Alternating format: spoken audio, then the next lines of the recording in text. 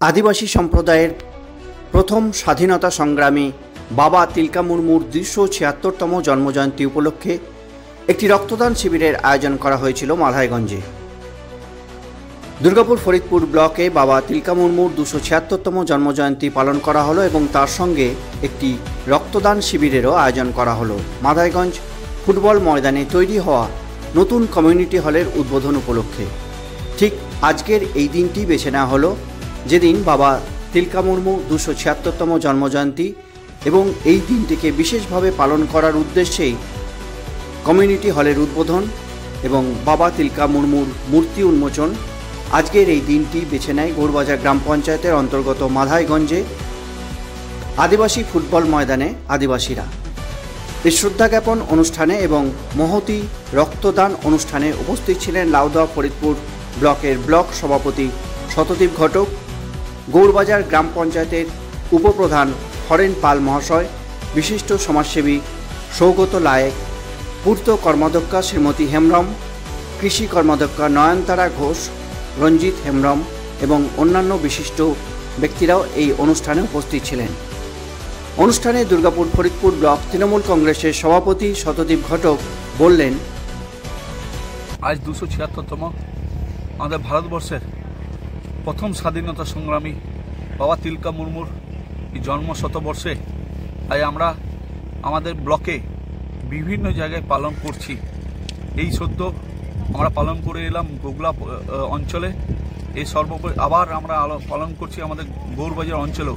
এছাড়াও আরও বাকি যে 4টে না অঞ্চল আছে, সে প্রতিটি অঞ্চলেই আমরা সবাই মিলে এই তিলকা মুর্মুর জন্ম শতবর্ষকে 276তম জন্ম শতবর্ষকে খুবই উৎসাহিতভাবে আমরা সবাই আদিবাসী ভাই বোনেদের সাথে মিলে পড়ে এটা পালন করছি।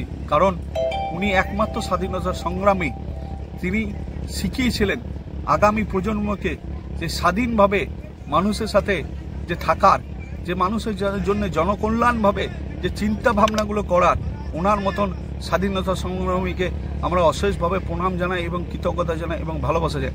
সর্বোপরি আজকে এইখানে আমাদের পাণ্ডবেশ্বর ব্লাড ডোনার্স অ্যাসোসিয়েশন থেকে ওনারা এসছেন এবং আদিবাসী ভাই বোনেরা স্বস্বচ্ছায় এখানে রক্তদান শিবিরে তারা অংশগ্রহণ করেছেন।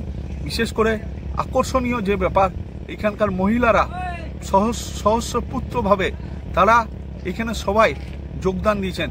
তাই মহিলাদেরকেও আমার প্রণাম জানাই এবং জোহর জানাই। তাই বলবো আগামী প্রজন্ম এভাবে গড়ে উঠুক, বাংলার মুখ উজ্জ্বল করুক, আর তার সাথে সাথে ভারতবর্ষের মঙ্গল করুক। আর স্কুল ছাত্রছাত্রীরাও যেন এই তিলকা মুর্মুর এই জন্ম শতবর্ষ তাদেরকেও বলবো প্রণাম জানানোর জন্য, তারাও যেন বাংলার মুখকে উজ্জ্বল করুক এবং ভারতবর্ষের মুখকে উজ্জ্বল করুক।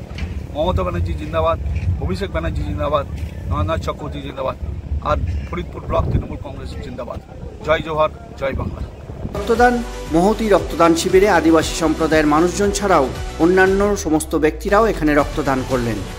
তবে মহিলা রক্তদাতার সংখ্যা এখানে পুরুষ রক্তদাতাদের থেকে অনেক বেশি সংখ্যায় আদিবাসী মহিলারা এখানে রক্তদান করলেন। এখানে মোট 45 জন রক্তদান করলেন, এর মধ্যে 29 জনই মহিলা আদিবাসীরা ছিলেন। রক্তদানের পরে কিছু সাংস্কৃতিক অনুষ্ঠানেরও আয়োজন করা হয়েছিল। তারপর বিকালবেলায় তিলকা মুর্মুর একটি মূর্তি উন্মোচন করা হয়। মাধাইগঞ্জ আদিবাসী কমিউনিটি সেন্টারের এদিন উদ্বোধন হলো 276তম তিলকা মুর্মুর জন্মদিবস উপলক্ষে।